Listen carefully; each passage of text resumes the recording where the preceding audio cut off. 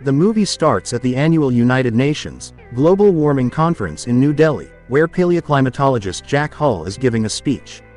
He warns the delegates that the Earth is soon going to face a polar catastrophe, which will turn everything into ice. When some of the delegates inquire about the time left, Jack mentions that it may take some centuries, but if the usage of fossil fuel isn't lessened, their grandchildren will face the consequences. After the conference, Jack meets a representative from the National Oceanic and Atmospheric Administration, Terry Rapson, and the duo begin chatting about their respective findings. As they discuss, it snows heavily, implying that climate change has already begun. Over the course of the next few weeks, strange weather conditions strike different parts of the world. In Japan, monstrous blocks of hailstones start falling from the sky, leaving several people dead. Such hailstones are the largest that have ever been recorded in history. Meanwhile, at Terry Rapson's monitoring station in Scotland, the computers reveal that parts of the ocean are suffering massive drops in temperature. The drops are so sudden and mysterious that the communication signals placed there have frozen instantly. Elsewhere, at the International Space Station, astronauts notice gigantic storms brewing up in the Earth's troposphere. In the next scene, we are taken to Washington, D.C., where Jack is dropping his son, Sam, to the airport. Sam is a genius student who has been invited to participate in a decathlon in New York. Though his father is a well-known man, Sam appears to be angry with him, as Jack has always been a best from his life due to his busy work schedule. Nonetheless, he assures Sam that once he retires, he will have all the time for his family. Later, when Sam, along with his best friends, Laura and Brian arrive at New York, they notice a large flock of birds flying towards the west, as if they are trying to escape something. In the meantime, Terry calls Jack from his monitoring station and informs him about his findings. He says that the polar catastrophe is approaching them rapidly, and that they have no time to escape it. When Jack inquires if it is bad, Terry replies that something like this hasn't happened in the last 10,000 years. Following this, we are taken to a weather monitoring center in California, where a technician is enjoying his time with his girlfriend. Just then, he receives a distress call from a man, who reveals that it is raining hailstones in LA. Hearing this, the technician turns on the television and gets taken aback to see that hailstones the size of golf balls have ravaged parts of LA. He immediately calls his boss and tells him to issue a tornado warning in the state of California. However, it's too late. In no time, several gigantic tornadoes circle the city and destroy everything in sight. Because of this, an emergency meeting is conducted at the Office of Global Change in Washington, D.C. One of the attendees mentions the other destructive weather occurrences in different parts of the world and asserts that something has gone wrong. Just then, Jack, who is also among the attendees, reveals to the crowd that everything is happening due to the North Atlantic currents. The currents are brought upon by the rapidly melting polar ice, which in turn is caused by global warming.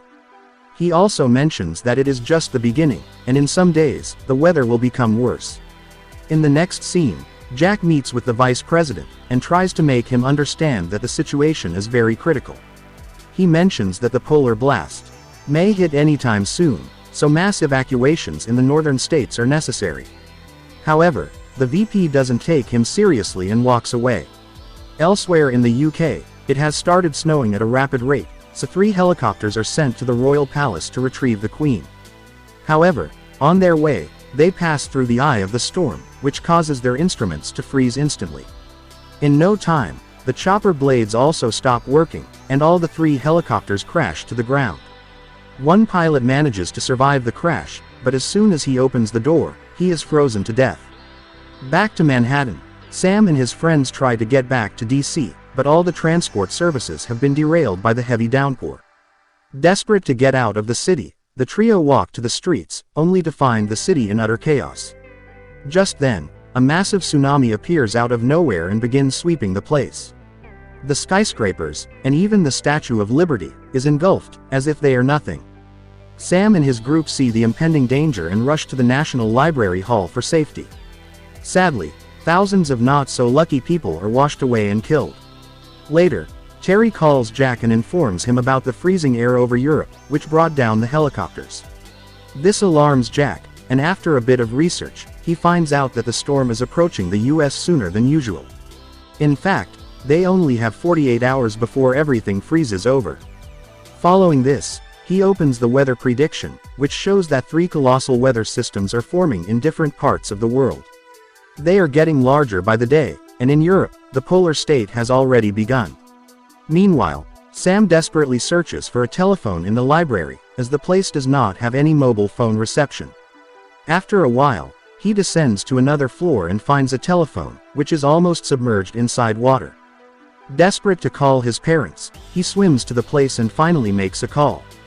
Jack is delighted to find that his son is alive, and starts giving him instructions. He tells Sam that he must stay indoors, and wait for the storm to pass. If he ventures outside, he is going to freeze to death instantly. Hearing this, Sam becomes worried, but Jack consoles him by saying that he will come to rescue him soon.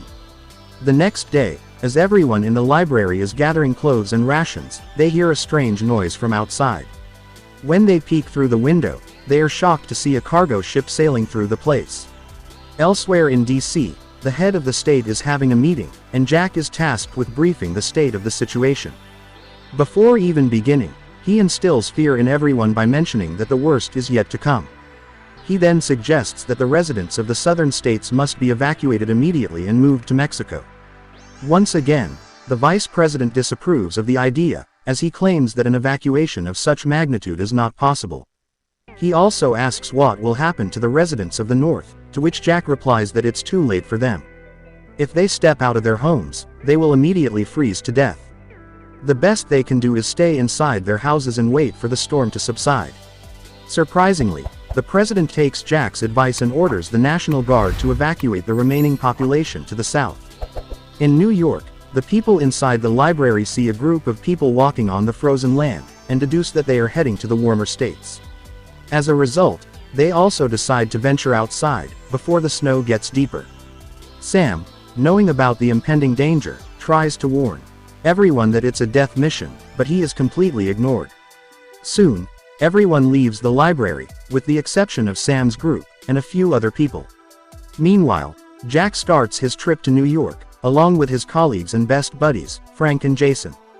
Since the three have visited the Arctic several times for research purposes, they are accustomed to the weather. Back at the library, Sam and his group scan through the whole building for food and discover some vending machines. They also gather some books for burning in the fireplace.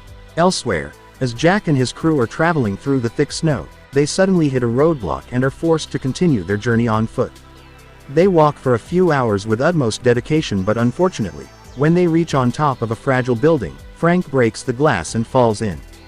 He is caught by the lifeline, and the two friends are holding him up, but just then, the glass starts cracking.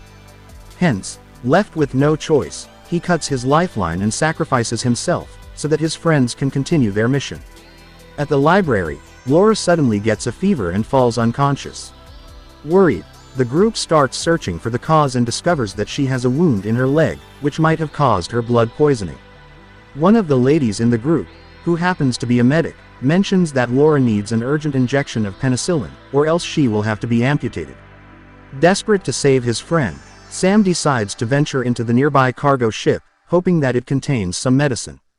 As he is about to leave, Brian and another guy, JD, also decide to accompany him. In the next scene, the VP, who is now stationed in a military base, finds out that the president met with an accident and died while being evacuated.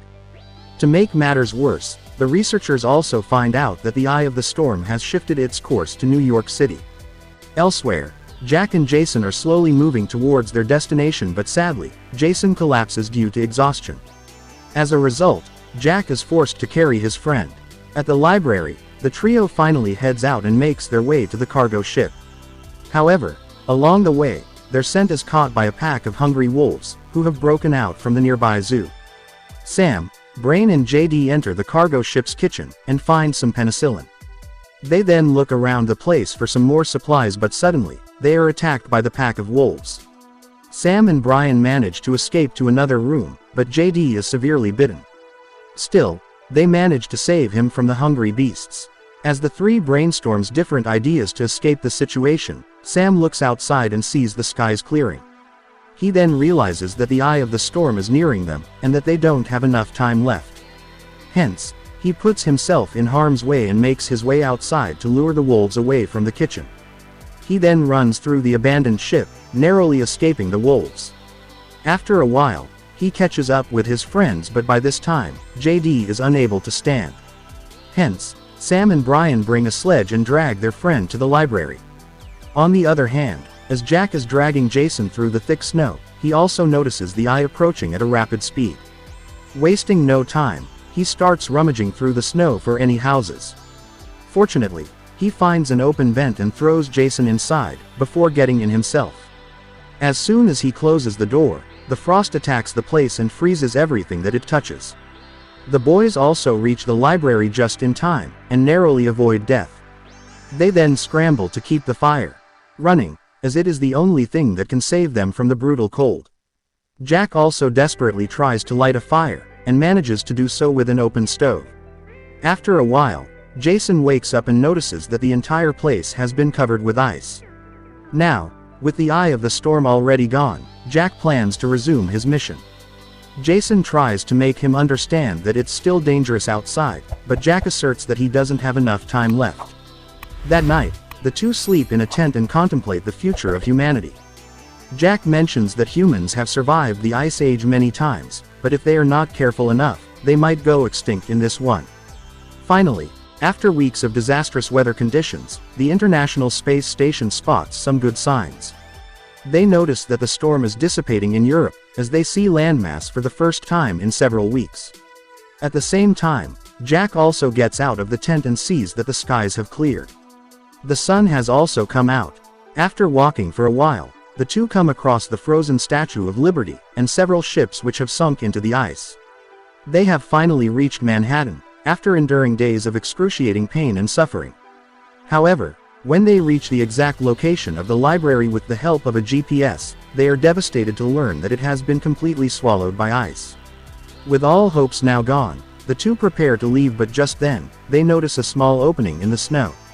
Wasting no time, Jack enters the library through the opening, and Jason follows him closely. The two then begin looking for Sam and fortunately, after a bit of looking around, find him. It turns out that Sam and his group are still alive because of the fire. With this, the father-son duo finally meet after weeks of separation, amidst the terrifying weather conditions. Following this, the scene cuts to Mexico, where the new president is informed that there are survivors in New York. The news excites him, and he announces live on television that he will be initiating a major rescue operation to retrieve anyone who is stranded in the northern states. In the final scene of the movie, the choppers reach Manhattan, where several people are found to be alive.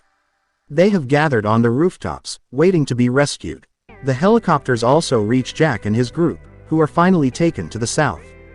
The movie ends as an astronaut from the International Space Station gazes at the Earth and remarks that it is the clearest sky that he has ever seen.